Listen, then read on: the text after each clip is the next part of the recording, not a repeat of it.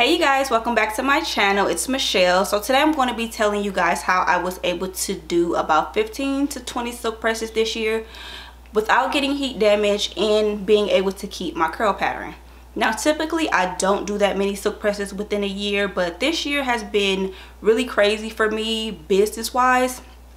So silk presses are my favorite hairstyle and it's more of a convenience for me. So that's why I ended up doing so many this year. But typically I do my silk presses in the fall and winter months, and then I try to switch to my natural hairstyles more in the summer months. This is a disclaimer. I don't want anyone to try to, go ahead and do this many silk presses on their own if they are a beginner and they don't know what they're doing.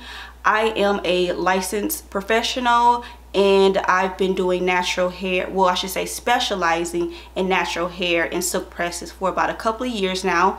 Silk presses is the only service that I offer, so I do have some experience with this. So in this video I'm going to be telling you guys the reasons why I did not get heat damage and how I was able to keep my curl pattern. So first I want to briefly explain the science behind it and kind of give you guys an idea as to why heat damage happens. So the first thing is that heat damage happens when you permanently break the bonds in the hair. So the first reason is that I know what type of iron to use and when to use it and on what setting. So you have titanium irons and then you have ceramic irons. There's more, but these are the main two that I see people working with. So I use mostly a ceramic iron because it doesn't heat aggressively like a titanium iron does, and it has infrared technology in it to straighten your hair different than a titanium iron would. So I always suggest people, if you're going to straighten your hair, to use a ceramic iron versus a titanium iron. And I always tell people, try not to go up to 450, especially with the titanium iron, because those plates get a lot hotter and they are going to distribute heat different than the ceramic iron. Another thing is that when you are flat ironing your hair with either titanium or ceramic, do not put a lot of pressure on the plate. Do not squeeze it hard on 450 degrees and try to straighten your hair that way, because that is a sure way to get heat damage.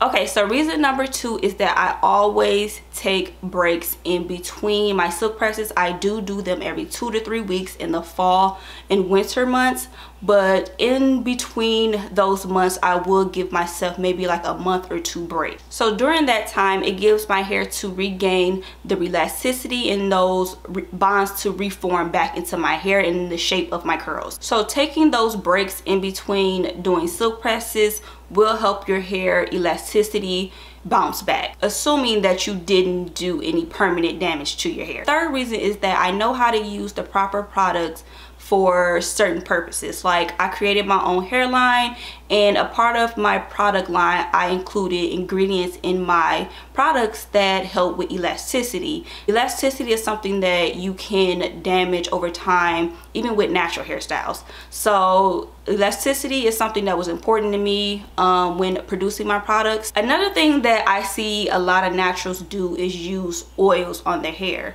Now I don't understand that. I don't see why people don't just go to the store and get certain products that are specifically made for styling and heat protection.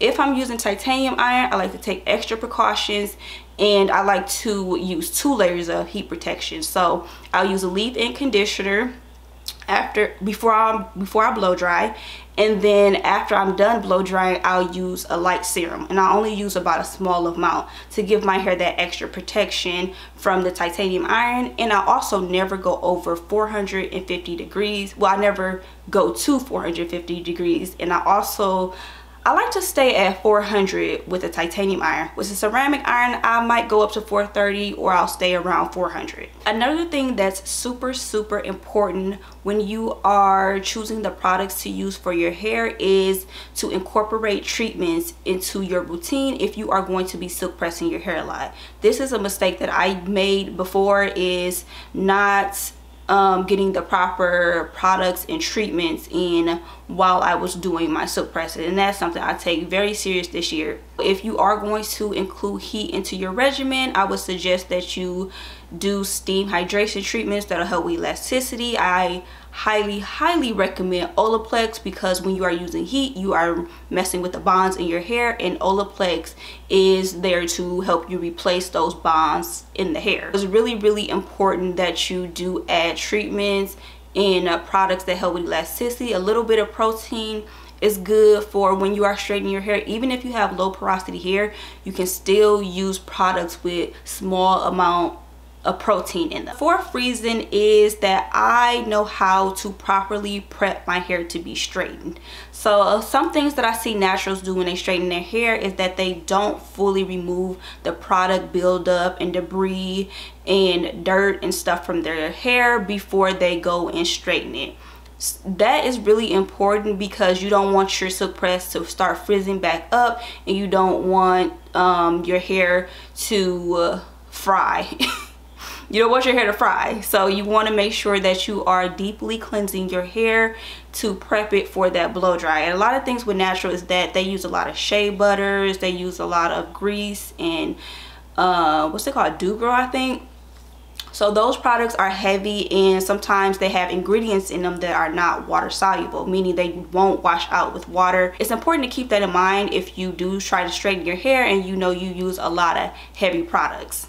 And that wash is going to be extremely important, because you need to strip those products out of the hair, but you also don't want your hair to be dry. So you need to strip just enough of those products out of your hair, but you want to leave a lot of your natural oil still in your hair.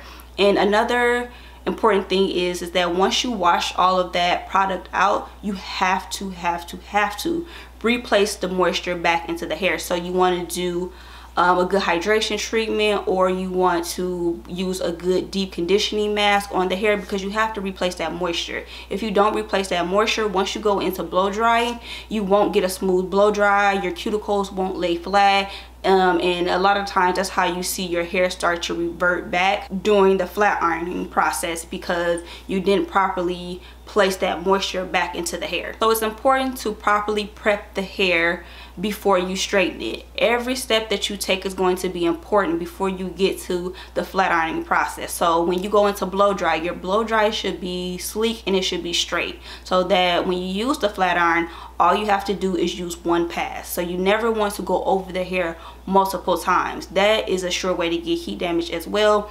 So you should be only going over your hair once or twice if you're doing curls.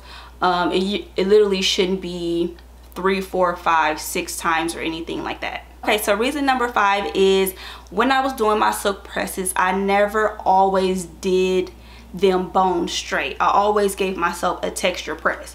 So some of you might be wondering, like, well, what is a texture press? A texture press is when you follow all the same steps to give yourself a silk press, but you leave texture still in your hair instead of it being silky, sleek, straight. It's not frizzy, it's not, you know, reverting back. It's just a straight look, but you can still see a little bit of your natural texture left in it. Now some people might be like, well, why would I do that? What's the point?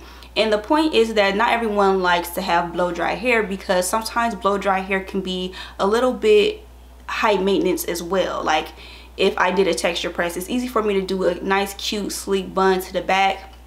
I can do bantu knots to get a wavy look, or I can put my hair in braids and get a nice crinkly look. But with blow dry hair, you can do that, but you're gonna have more volume. You're gonna have a lot more upkeep throughout the 2 weeks or whenever you wash your hair again. I do have a video on my channel of me doing a texture press.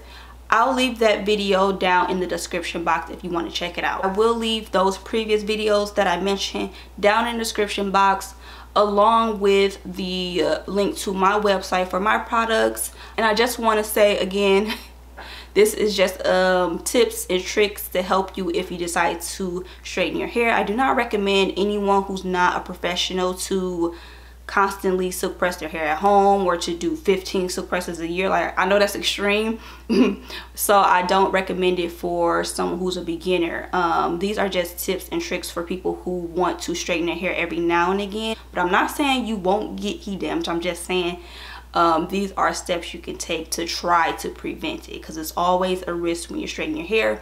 But somebody like me, I'm willing to take that risk because this is my favorite hairstyle and this is what I like to wear. Thank you guys for tuning in, and I hope I'll see you guys in my next video.